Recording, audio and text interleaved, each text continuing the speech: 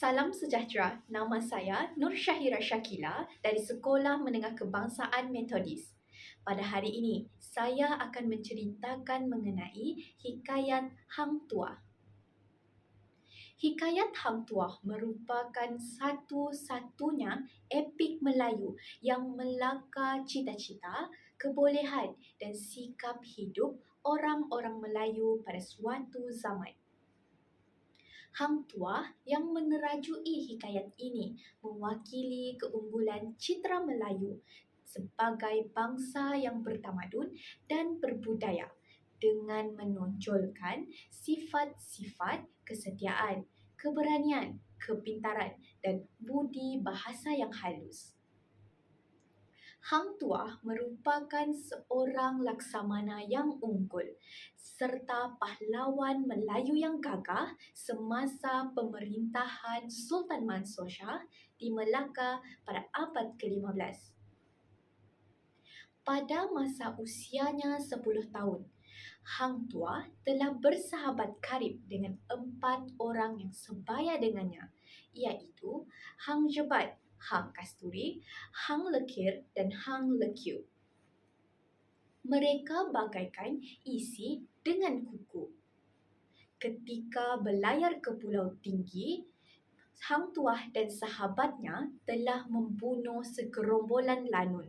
Lalu, mereka diambil berkhidmat di bawah Sultan oleh bendahara yang kagum akan kepahlawanan mereka pada usia yang begitu muda.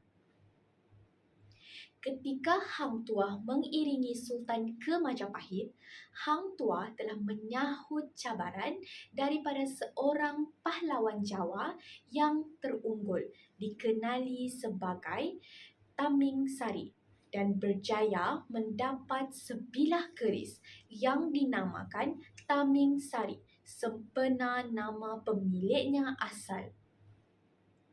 Kemenangannya menyebabkan Hang Tuah bukan sahaja dikurniai keris Taming Sari tetapi juga gelaran laksamana dan sepersalinan pakaian oleh Seri Betara.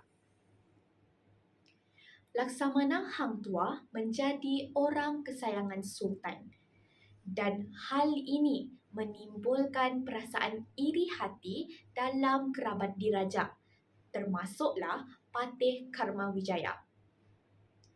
Suatu tuduhan palsu dikenakan terhadap Hang Tuah, iaitu beliau telah berzina dengan dayang Sultan. Dan serta-merta hukuman mati dijatuhkan kepada Hang Tuah oleh Sultan yang murka tanpa sebarang usul periksa. Bagaimanapun, bendahara tidak melaksanakan hukuman itu dan Hang Tuah disembunyikan di Inderapura. Hang Jebat melancarkan pemberontakan balas dendam terhadap Sultan Mansur Shah demi membalas kematian Hang Tuah. Sultan mengisytiharkan Hang Jebat sebagai penderhaka dan berasa menyesal kerana telah menjatuhkan hukuman mati kepada Hang Tuah.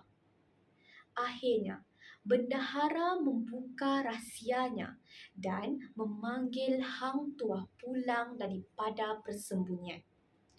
Hang Tuah diampuni oleh Sultan. Suatu perlawanan yang amat menyedihkan berlaku antara Hang Tuah dan Hang Jebat. Selepas 7 hari berlawan, akhirnya Hang Tuah berjaya membunuh Hang Jebat dan mendapatkan keris Taming Sarinya kembali. Jebat mengamuk selama 3 hari sebelum menghembuskan nafasnya yang terakhir.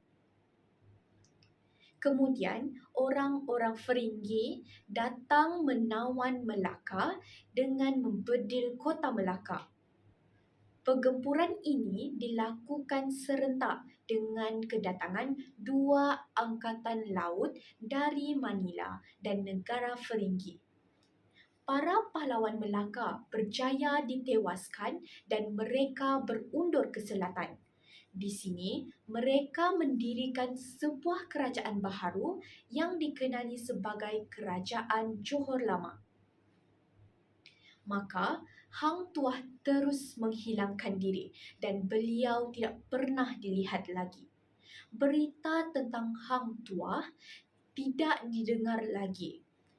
Namun, beliau dipercayai masih hidup pada akhir hikayat ini. Hikayat ini diakhiri dengan semangat nasionalisme yang masih kekal sehingga akhir ini, iaitu tidak Melayu hilang di dunia. Hikayat ini dikemukakan oleh Malaysia sebagai warisan dunia telah dimasukkan dalam Daftar Ingatan Dunia Memory of the World Register pada 2001. Sekian, terima kasih.